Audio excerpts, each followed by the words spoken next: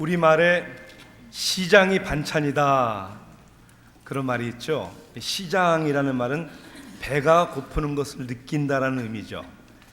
배가 고프면요 다 맛있습니다. 제일 맛있는 음식은 배고플 때 먹는 음식이에요. 아합에도 그런 글이 있다고 그랬잖아요. Come hungry, live happy. 오죽하면 우리가 이 세상을 살아가는 가운데 공부를 하든 운동을 하든 헝그리 정신이 있어야 된다. 그렇게 간절히 원하는 마음이 있을 때 그러한 열매가 맺어지고 성공도 하는 것이죠. 그런 의미로 볼 때 하나님과의 우리의 관계, 신앙도 하나님의 은혜이지만 우리 안에 신앙에 대한 헝그리 정신이 있어야 합니다. 우리가 마가복음 말씀을 계속 우리 강해 나가면서 예수님이 공생의 이제 사역을 시작합니다. 말씀을 가르치시고 복음을 전파하시고 악한 귀신을 내쫓으시고 약한 자와 병든 자를 고치시는, 그런데 참 이상하죠. 똑같은 주님의 가르침을 보고 주의 역사를 목격했는데 어떤 사람들은 은혜를 받고 따르는 사람이 있는가 하면 또 어떤 사람들은 요즘 우리말로 얘기하자면 시험 들고 그리고 결국 예수님을 배신하고 십자가에 못 박혀 죽이기까지 하는, 도대체 이러한 차이점은 어디서 오는 것일까? 무엇이 우리로 하여금 하나님을 경험하고 은혜를 받게 하는 것일까? 오늘 마가복음 강의 네 번째 시간, 그것은 바로 내가 하나님 앞에 죄인이라는 사실을 깨닫는 것이다. 죄인을 부르시는 주님. 오늘 본문은 마가복음 2장입니다. 13절부터 17절까지를 보시겠습니다. 신약성경 55면에 있는 마가복음 2장 13절부터 17절까지를 제가 봉독하겠습니다. 예수께서 다시 바닷가에 나가심에 큰 무리가 나왔거늘 예수께서 그들을 가르치시니라. 또 지나가시다가 알페오의 아들 레위가 세관에 앉아있는 것을 보시고 그에게 이르시되 나를 따르라 하시니 일어나 따르니라. 그의 집에 앉아 잡수실 때 많은 세리와 죄인들이 예수와 그의 제자들과 함께 앉았으니 이는 그러한 사람들이 많이 있어서 예수를 따름이러라. 바리새인의 서기관들이 예수께서 죄인 및 세리들과 함께 잡수시는 것을 보고 그의 제자들에게 이르되 어찌하여 세리 및 죄인들과 함께 먹는가? 예수께서 들으시고 그들에게 이르시되 건강한 자에게는 의사가 쓸데가 없고 병든 자에게라야 쓸데 있느니라. 나는 의인을 부르러 온 것이 아니요 죄인을 부르러 왔노라 하시니라. 아멘. 우리가 살고 있는 21세기는 정말 놀라울 정도로 과학이 발전하고 있습니다. 특히 의학의 발전은, 그 놀라운 발전은 사람들로 하여금 그 예전보다는 건강하게 그리고 오래오래 장수할 수 있도록 참 좋은 환경을 만들어주는 것 같습니다. 오죽하면 100세 세대다 이렇게까지 얘기를 하겠습니까? 여러분들도 건강하게 오래오래 사시기를 바랍니다. 자, 얼마나 좋은 약이, 그리고 몸에 좋다는 것이 많은지, 그리고 웬만한 병은 암이라 할지라도 조금 일찍 발견만 하면 약으로 그리고 수술을 해서 완치할 수 있다라는 게 현대의학의 힘입니다. 그런데 이런 질병을 치료하는 의학의 힘은, 그리고 그 발전은 반드시 질병을 진단하는 기술과 그 원인을 이해하는 것과 비례되어 있습니다. 치료한다는 것은 먼저 문제가 뭐냐, 원인이 뭐냐를 먼저 발견해야 가능하다는 것이죠. 요즘에 지카 바이러스라고 지금 세상이 막 떠들썩합니다. 특히 이 중남미 지역은 24개국 나라에 이 바이러스가 지금 전염이 되고 있습니다. 콜롬비아라는 나라는 벌써 약 3,200명의 감염자가 생겼다고 그래요. 이 지카 바이러스는 모기에 의해서 그죠? 전염된다고 하죠. 혹은 성접촉 혹은 피를 수혈받으면 감염될 수 있다고 합니다.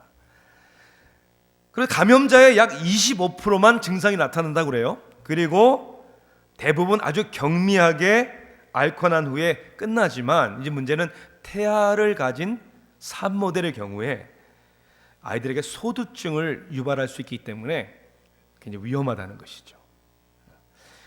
현재 예방접종이나 치료약이 없기 때문에 유일한 예방 방법은 모기에 물리지 않는 것이고 감염국을 방문하지 않는 것이라고 합니다. 그 원인을 알았으니까 빨리 예방접종과 치료의 방법이 나왔으면 참 좋겠습니다. 온전한 치료에는 무엇이 필요하다고요? 먼저 온전한 진단이 필요합니다. 그것도 환자가 그걸 또 인정을 해야 돼요. 그리고 받아들일 수 있어야 합니다. 우리 사람에게는 건강의 육신을 지키는 것도 중요하지만 사실 더 중요한 것은 우리 마음의 건강, 우리 영혼의 건강입니다. 육신이 건강하고 멀쩡한데 영혼과 마음의 병이 들어서 불행한 삶을 사는 사람도 있고요. 또 더 나아가서는 사람이 생각하기에는 난 괜찮은데 하지만 하나님 보시는 우리의 영혼이 하나님을 모르기 때문에 그 영혼이 멸망 가운데 있다는 것을 모르며 살아가는 사람도 얼마나 많은지 모릅니다. 우리의 심령, 영혼 그리고 하나님의 관계가 건강하기 위해서는, 구원을 얻기 위해서는, 아니 은혜를 받기 위해서는 누구보다도 내가 이 은혜를 받아야 되는 사람이구나, 이것을 깨닫고 인정하는 게 중요하다는 거예요. 오늘 이제 본문의 말씀으로 한번 돌아가 보십시다. 이 예수님이 가르치실 때마다 많은 무리가 따랐다고 했어요. 자, 그리고 오늘 본문 14절에 보니까 또 지나가시다가 그랬어요. 어딜 지나가셨을까요? 길을 가신 거죠. 지금 예수님의 사역의 현장은 갈릴리 해변 근처에 있는 가버나움이란 곳이었습니다. 가버나움에 사람들이 많이 다니는 길가였습니다. 근데 길을 지나가시다가 알페오의 아들 레위가 세관에 앉아 있는 것을 보시고 그랬어요. 이 세관이라는 말은 사실은 오피스라는 의미보다는요, 쉽게 얘기하면 부스라고 얘기하는 게 좋습니다. 그러니까 지나가다 볼 수 있는 거죠. 왜 길거리에다가 부스를 찾아놨냐면, 특히 가버나움이라는 곳은 잡은 생선을 사고 파는 그러한 어업이 활발했습니다. 그리고 거기에 대한 세금을 냈어야 되는 거예요. 거길 지나가는 상인들이 세금을 안 내면 피할 수가 없는 죠. 그러니까 목이 좋은 곳에 세관을 차려놓은 거예요. 그런데 세리를 보고, 레위를 보고 예수님이 뭐라고 하십니까? 나를 따라오라. 그리고 일어나 그는 예수님을 따릅니다. 그리고 그 다음 성경은 우리에게 뭐라고 말씀합니까? 그의 집에 앉아. 그러니까 레위 세리의 집에 간 거예요. 거기에는 많은 제자들만이 아니라 많은 사람들, 세리 죄인들이 모여 있었다. 쉽게 우리가 상상해 보면 이제 한판 잔치가 벌어진 거예요. 근데 이런 일은 있을 수가 없는 일이었습니다. 도저히 유대인들에게는 용납이 안 되는 일이었습니다. 왜요? 그 당시 세리는 모든 유대인들의 증오의 대상이었기 때문입니다. 다시 얘기하자면 로마의 앞잡이, 그래서 권세를 이용해 동정의 등을 쳐먹는 배신자, 그래서 세리만이 아니라 세리와 친분 있는 사람들 다 똑같이 취급을 했습니다. 어느 정도 증오했냐면 유대인들의 법정에서는 세리의 증인을 받아들이질 않았습니다. 들을 가치도 없다는 거죠. 세리가 되면요, 유대인들의 회당에서도 쫓겨납니다. 멤버가 될 수 없는 거예요. 그래서 그 당시 세리를 마치 창기와 같이, 몸을 파는 창기와 같이 취급을 했다는 것이죠. 그런 세리를 다 다른 사람도 아니고 선택하고, 그리고 그 사람이 집에 가서 하필이면, 그리고 그런 부류의 사람들과 유대인들이 저 죄인들 하는 그 클래스의 사람들과 밥을 먹고 거기에서 시간을 보낸다는 것은 도저히 용납이 안 되는 거죠. 그러니까 바리새인의 서기관들이 예수님의 제자들을 향하여 뭐라고 얘기를 합니까? 어찌하여 세리 및 죄인들과 함께 먹는가 따지고 드는 거예요. 근데 예수님이 그 이야기를 들으셨다고 그랬어요.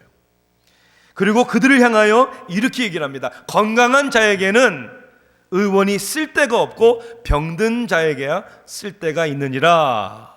이 말은 그 당시 보편적인 사람들이 들었던, 알고 있던 격언, 속담이었습니다. 제가 처음에 말씀드린 것처럼 우리말에 이런 뜻이에요. 다 아는 얘기잖아요. 아니 맞잖아요. 건강한 사람이 의사를 왜 찾아갑니까? 왜 이런 얘기를 하신 거예요? 그리고 예수님은 결론적으로 나는 의인을 부르러 온 것이 아니요 죄인을 부르러 왔다. 다시 얘기하자면 예수님이 보시기에, 하나님 보시기에 세상에 의인도 있고 죄인도 있다는 게 아니에요. 하나님이 보시기에는 모든 사람이 죄를 범하였음에 하나님의 영광에 이르지 못하더니 일률적인 완전 타락의 인간을 하나님은 아시고 계시죠. 그런데 자기가 생각하기에 나는 하나님 필요 없어, 나는 회개할 필요 없어 라는 의인한테는 주님이 필요 없는 거고, 누구보다도 나는 죄사함이 필요합니다, 나는 하나님이 필요합니다, 나는 영적으로 병든 사람입니다 라고 인정하는 사람에게는 주님이 은혜를 베푸신다는 것이죠. 사랑하는 성도 여러분, 주님은 죄인을 부르시기 위하여 오셨습니다. 오늘 말씀 가운데 그 부르시는 죄인이 다른 사람이 아니라 바로 나입니다, 바로 접니다 라고 깨닫는 사람들에게 주시는 은혜가 있단 말입니다. 그 부르시는 죄인이라는 것이 나라는 사실을 인정할 때 먼저 주님을 향한 우리 마음에는 간절함이 있다는 거예요. 간절함이. 수많은 사람들이 예수님을 보았고 예수님의 가르침을 들었고 기적을 보았고 귀신을 쫓는 권세를 목격했는데 주님을 따르는 사람들이 있었는가 하면 오히려 무관심 가운데, 아니 오히려 주님을 판단하는 사람들이 있었으니 이 차이가 뭡니까? 요즘 우리가 마태복음에서 씨 뿌리는 자에 대한 비유를 들으셨잖아요. 씨를 뿌렸는데 어떠한 밭에 떨어지느냐가 그 씨가 열매를 맺냐 맺지 못하느냐가 판가름 나는 것처럼 우리의 마음이, 심령이 좋은 밭이 되어야 한다는 것이죠. 다시 얘기하자면 주님을 대하는 우리의 태도가, 주님의 말씀을 받는 우리의 태도가 어떠한가 그 상태에 딸려 있다는 거죠. 여러분은 갈급하십니까? 오늘 말씀이 나에게 주시는 말씀이다, 귀가 있는 자는 들을지어다 라고 성경에서 말하는 그 의미가 그런 의미겠죠. 저희 교회가 이제 1년에 3차례 전인적 치유 수행이라는 걸 합니다. 간증을 한 집사님, 여자 집사님의 이야기예요. 교회는 다니셨는데 개인적으로 신앙에 대한 감동이나 체험이 깊지 않았어요. 그래서 전인적 치유 수양회를 참석하면서 이제 그런 마음이었다는 거예요. 꼭 주님을 간절히 만나고 싶은 마음. 그래서 간증을 하시는데 나중에 제일 맨 앞자리에 앉으셨대요. 일부러. 학교에서도 맨 앞자리에 앉는 학생과 저 뒤, 여러분 꼭 얘기하는 건 아닌데 구석에 늦게 와서 앉으시는 분들하고 다르겠죠? 네. 그리고 이 집사님 더 재밌는 거는 밝은색 옷을 입고 오셨대요. 저는 그 당시도 몰랐고 그렇게 오셨는지 기억이 안 나는데 나중에 간증하실 때 왜 밝은색을 입고 오셨냐면 그 치유 수행 기간 동안에 예수님이 지나가시다가 자기를 못 보고 지나가시면 어떻게 가는가, 내 밝은 옷이라도 보시고 주님 나 만나주세요, 그러한 마음이었다는 거예요. 아니 주님이 밝은 옷을 입으면 만나주시고 어두운 옷을 입으면 안 만나주시고는 아니지만 그 마음이 예쁘잖아요. 그 마음이, 그 내 마음의 갈급함을 주님께 그렇게 가지고 오신 거예요. 또 한 청년 자매는 교회는 다녀보았는데 오히려 교회 다닌 사람들 때문에 상처, 실망 때문에 하나님이란 존재에 대해서 저희 교회에 오면서 그렇게 각오를 했대요. 하나님 이번이 마지막입니다. 그리고 교회 와서 전인적 주의와 수양에 그리고 양육과 훈련을 받았는데 이 두 분이 지금 다 우리 교회 셀 리더로 섬기시는 걸 보면 하나님이 그 간절한 마음을 보신 줄로 믿습니다. 뭐 남의 이야기라고 감동이 없으세요? 그 간절한 마음을 보신 줄로 믿습니다. 여러분, 세리도 나를 따라오너라 했을 때 따라 나서는 것이 쉬운 일이 아니었어요. 왜냐하면 그 당시 세리가 되는 일도 어려웠대요. 그래서 돈을 벌 수 있는 출세의 길이었기 때문에 경쟁이 심했던 거예요. 그리고 어렵게 세리가 되었고 사람들의 따가운 시선을 받으면서 여기까지 내가 왔는데, 그렇잖아요. 그것을 내려놓는다는 것은 쉬운 일이 아니죠. 아니, 내려놓는다고 해서 과거로 돌아갈 수 있는 일도 아니고, 내려놓는다고 해서 사람들이 그래 잘했다라고 받아줄 수 있다는 개런티도 없고, 이건 인생의 모험입니다. 그런데 이 세리 레위의 마음은 저는 단 한마디로 여러 가지 복잡한 생각을 가질 수도 있지만 이런 마음이었던 것 같아요. I don't care. 내가 돈벌이가 되든 안 되든 사람들이 나를 어떻게 봐주고 이해를 해주건 받아주지건 말건 나는 상관없다. 주님이 나를 보시고 따라오라고 하시니까 나는 이분을 따라 나서겠다라고 결단해서 일어선 거죠. 그 간절함이잖아요. 그 간절함. 지금도 주님은 죄인을 부르시고 있습니다. 하나님이 우리를 어떻게 부르십니까? 때로는 이 세상의 실망과 상처와 아픔 가운데 있을 때 우리를 부르시는 음성을 듣는 것이죠. 그렇게 철떡같이 믿었던 사람들, 그렇게 잘 될 것이라고 생각했던 사업, 그리고 자신만만했는데 그 누구보다 내 자신조차도 더 이상 신뢰할 수 없는, 건강을 잃어버릴 때, 부부의 관계에 갈등이 왔을 때, 자녀들이 그럴 줄 몰랐는데 자녀들이 마음을 상하게 할 때, 여러분 그때가 때로는 주님이 우리를 부르시는 음성이에요. 그런 환경적인 이유만이 아니에요. 때로는 모든 것이 다 원만하고 잘 되는 것 같은데 왜 이렇게 마음의 인생에 허전함이 있지? 어느덧 다 흘러가 버린 세월, 이게 인생인가? 많은 것을 소유한 것 같은데 가진 것은 아무것도 없는 것 같은, 사랑하는 성도 여러분, 그때가 주님 앞에 나올 수 있는 기회란 말입니다. 지금 내가 어디 있는지, 내 나이와 연령이 어디 있든지 상관없이 주님과 다시 새로운 인생의 시작을 가질 수 있는 부르심의 기회란 말입니다. 간절함이에요, 간절함. 오늘도 그 간절함 가운데 우리를 만나주시는 줄 믿습니다. 죄인을 부르시는 주님이 그 죄인이 바로 나라는 사실을 우리가 인정하기 시작을 할 때, 두 번째는 주님으로부터 우리가 온전한 치유를 받을 수가 있어요. 맞습니다. 많은 사람들이 신앙생활을 하는 데 있어서 하나님을 믿는 그러한 어떠한 기회를 갖기 위해서 가장 받아들이기 힘든 것이 이거라고 얘기하시는 분들이 많아요. 그건 뭐냐면 내가 왜 죄인이냐 하는 거예요. 내가 왜 죄인이냐. 죄인 그러면 우리는 누가 생각나는 거예요? 나쁜 사람, 진짜 나쁜 사람들, 감옥에나 가야 되는 사람들, 사회에서 왕따 시켜야 되는 사람들, 그런 사람들과 비교해 볼 때는 나는 그 정도는 아닌데 내가 왜 죄인이란 말인가. 그래서 하나님의 그 죄사함의 은혜, 그 구원의 은혜를 경험하지 못하는 사람들이 있습니다. 제가 이렇게 설명함으로 도와드릴게요.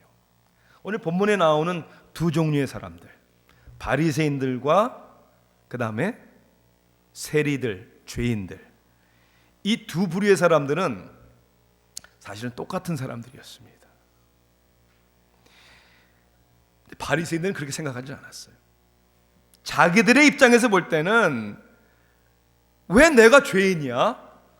라고 할 수밖에 없는, 그래 사실 겉으로 볼 때는 그럴 수밖에 없는 것이죠. 바리새인의 바리새라는 원래 단어의 뜻이 다르다는 뜻이에요. 다르다. 우리는 달라. 우리는 저 창기, 몸을 파는 창기나 민족을 등쳐먹는 세리와는 우린 다른 사람들이야. 우리는 일주일에 이틀을 금식을 하고, 우리는 율법책을 연구하고 이 말씀대로 살으려고 하고, 우린 11조를 내고, 우리가 어떤 사람들인데.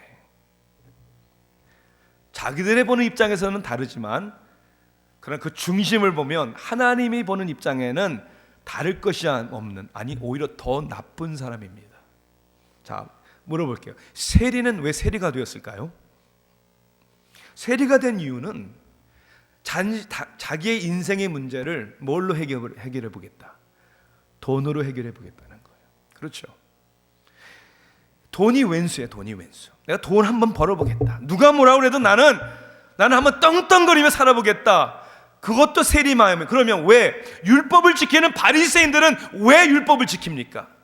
내가 이렇게 착하게 살고 이렇게 율법을 지키니까 하나님이 나를 받아주셔야 되는 게 아니냐. 동기는 똑같은 거예요.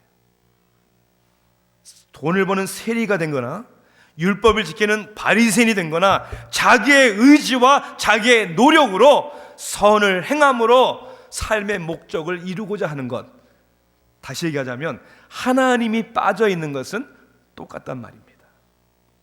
똑같은데 또 달라요. 세리와 죄인들은 자기의 죄를 인정하는 사람들이고, 바리새인은 자기의 죄를 인정하지 않을 뿐 아니라 저 사람들하고 정죄하는 사람들이에요. 누군가 이 세상에는 두 종류의 사람들밖에 없대요. 들킨 죄인, 아직 안 들킨 죄인. 그래서 십계명 잘 아시죠? 십계명. 뭐 하지 말라 하라 십계명. 근데 제일 중요한 계명은 11번째 계명이래요. 들키지 말아라. 세상에서는 잘 들으세요. 들키면 죄인이라고 하지만 하나님은 아직 들키지 않았어도 죄인이라고 하십니다. 인정하는 죄인이냐, 부정하는 죄인이냐. 여러분 누가 더 나쁩니까? 부정하는 죄인이죠. 유능한 의사도 병원도 못 고치는 사람은 오지 않는 환자, 두 번째는 처방하는 대로 따르지 않는 환자라고 합니다. 저도 그랬던 것 같아요. 저는 오래전부터 콜레스테롤이 높다고 했는데 느끼지 못하니까 약을 안 먹었단 말이에요. 당도 수치가 늘 의사들이 뭐라고 얘기를 했냐면 보더라인이라고 그랬어요. 보더라인. 이 보더라인, 경계선이란 말이 굉장히 애매해요. 나 아직 보더라인이구나. 근데 몇 달 전에 의사가 새로 이제 주치의가 아주 투박한 경상도 사투리로 저한테 그거 당입니다. 이래. 아주 기분 나빴어요. 왜 약 안 드십니까? 죄인 취급하더라고요. 근데 심각하게 받아들였어요, 제가. 나는 또 보더라인이라고 그러던데요. 그거 보더라인 아닙니다.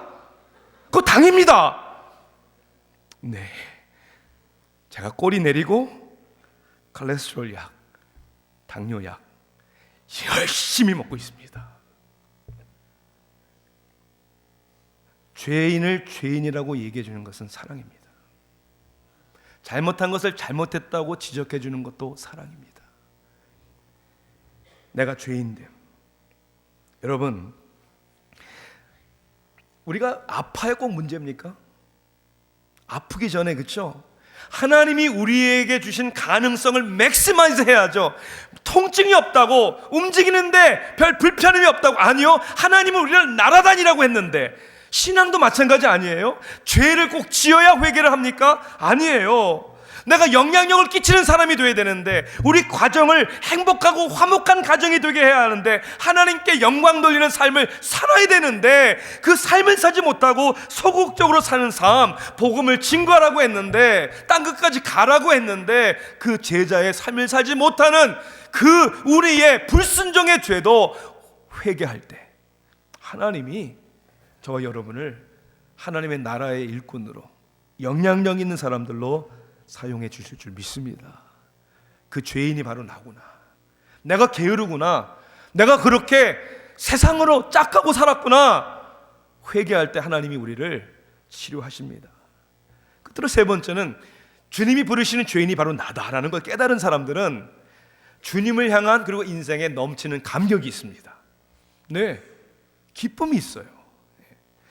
여러분, 풍부하지만 돈은 많은데 가난하게 사는 사람들이 있고요, 많이 먹는데 만족하지 못하는 사람들이 있고요, 기쁨과 평화가 없이 살아가는 사람들이 얼마나 많은지 모릅니다. 오늘 본문을 보면요, 예수님이 다른 사람의 집도 아니고 그 세리 레위의 집에 들어가서 거기서 음식을 듣습니다. 한번 상상해 보세요. 지금 거기에는 많은 사람들이 모였어요. 파티가 일어난 거예요. 먹으면서 마시면서 얼마나 재밌었고 웃음이 가득 차 있을까. 거긴 감격이 있었던 거예요. 그런데 이 바리새인들의 서기관들은요, 바깥에서 그 감격과 기쁨에 동참도 못하면서 예수님의 제자들에게 불평과 원망을 합니다. 뭐라고요? 어찌하여 세리와 죄인들과 음식을 같이 먹는 것이냐. 행복하지 못한 사람은 자신만 불행한 것이 아니라 남도 불행하게 만듭니다. 기쁨을 잃은 사람은 남의 기쁨도 앗아가려고 합니다. 오히려 판단하고 정죄합니다.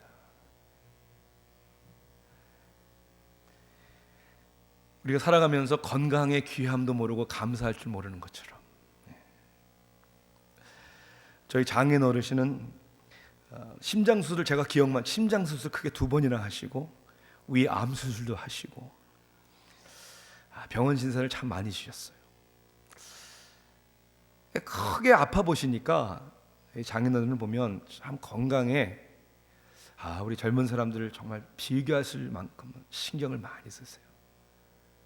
날마다 먼 뉴욕의 그 전철 몇 정거장을 걸어 다니시고 음식도 골라 드시고 소식하시고, 아파 보신 분이 건강의 귀함을 아는 거예요. 젊은 사람들 저만 해더라도 이렇게 아파 본 적이 없다 보니까 먹을 거 다 먹고, 운동을 지금 얼마 동안 안 해도 오케이, 괜찮아. 그래서 때로는 육신의 연약함을 경험해 보는 것이 우리에게 은혜가 될 때도 있어요. 성경에는 이렇게 얘기를 하죠. 죄가 많은 곳에 은혜가 많다. 왜 그럴까요? 죄를 부르시는 주님 앞에 사도 바울이 고백한 것처럼 죄인 중에 괴수가 바로 접니다. 내가 하나님 앞에 얼마나 유치하고 자아중심적이고 욕심이 많고 교만한 사람이었는가를 깨달을 때 어떻게 나와 같은 이런 사람을 하나님이 용서해 주시는가? 어떻게 나와 같은 사람을 교회의 직분자로 사용하시는가? 어떻게 나와 같은 사람을 다른 영혼들을 섬기라고 부르셨는가? 어떻게 나와 같은 사람들을 강단에 서서 하나님의 말씀을 선포하게 하셨는가? 은혜로다. 은혜로다. 하나님의 은혜. 이 은혜의 감격이 넘치는 것이죠. 페니 크로스비는 유명한 찬송가 곡을 작사하신 분이죠. 우리 찬송가, 새 찬송가 속에도 페니 크로스비가 작사한 곡이 공식적으로 22곡이나 나옵니다. 정말 주옥 같은 찬송이에요. 기도하는 이 시간, 그 시간이 귀하다, 그 찬송도 그렇고요. 나의 생명 되신 주, 그리고 오 놀라운 구세주, 그 찬양. 한 번은 페니 크로스비가 이제 6살 때 장님이 됐잖아요. 앞을 보지 못하는. 근데 이제 찬송가를 가사를 나누고 복음을 나누는 그런 전도 집회를 참석을 하는데 한 번은 감옥을 갔대요. 감옥을. 죄수들이 있는 감옥을. 그 감옥에서 자기의 이제 찬송가 이제 작사를 나누고 하나님의 은혜를 나누는데 아주 큰 은혜를 경험한 거예요. 왜냐하면 눈으로는 보지 못하는데 귀는 들리잖아요. 그러니까 자기가 받은 은혜를 찬송가 가사를 이야기하고 복음을 얘기하는데 거기에 있는 죄수들이 듣는 그 순간 얼마나 간절히 부르짖고 소리를 지르든지 더 이상 간증할 수 없을 정도로 그때 죄수들이 이렇게 부르짖었대요. Good Lord, 선하신 주님, do not pass me by. 나를 지나치지 마소서. 하나님, 나에게 은혜를 주세요. 그 은혜가 나를 지나가지 않게 해주세요. 그 부르짖음을 이 페니 크로스비가 들으면서 영감을 받아 찬송가를 가사를 썼습니다. 우리 찬송가 279장에 있는 찬송이에요. 이따가 같이 부를게요. 걱정 마세요. 보지 마시고. 네. 찬송가 가사 너무나 잘하는 거죠. 인애하신 구세주여, 내가 비오니 죄인 오라 하실 때에 날 부르소서. 아마 그 찬송가를 작사하던 배경을 우리가 이해해서 그런지 모르지만 영어 찬송가 가사가 좀 더 마음에 와닿을 것 같아요. 영어 찬송 가사는 이렇게 돼 있어요. Pass me not, O gentle Savior. 선하신 부드러운 주님, 나를 지나지 마소서. Hear my humble cry. 나의 겸손한 부르짖음을 들으소서. While on others thou art calling. 하나님이 다른 사람들을 부르실 때 Do not pass me by. 나는 지나치지 마소서. 나는 지나치지 마소서라고 부르짖는 그 죄수들의 간절한 부르짖음. 우리는 그렇게 부르짖습니까? 그 은혜를 받는 자리에 나옵니까? 회개할 죄가 별로 없다고요? 여러분, 가장 큰 죄가 뭔 줄 아세요? 내가 주님이 필요하다는 것조차를 못 느끼는 거예요. 회개를 해야 되는데 뭘 회개해야 되는지를 모르는 거예요. 이 무감각이 얼마나 하나님 앞에 가증스러운 죄인지 몰라요. 뭘 회개해야 되냐고요? 내가 내 죄를 위하여 주님이 십자가에 죽으셨다는 사실을 들었는데도 삶에 감동이 없고 그 주님을 내가 어떻게 믿어야 하고 내가 어떻게 그 주님을 위해 살아가야 되는지를 고민하지 않는 것, 그거 회개해야 되는 거 아니에요?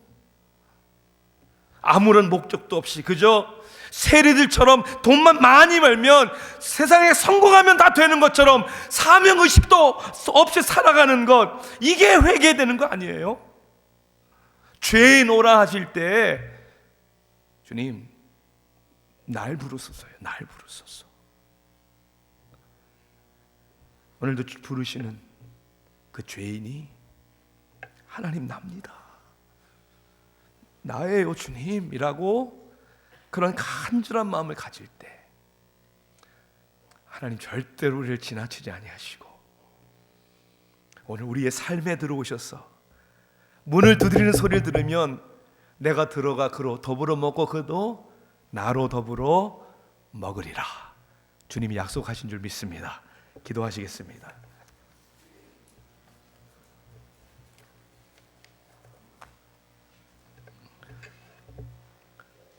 주님,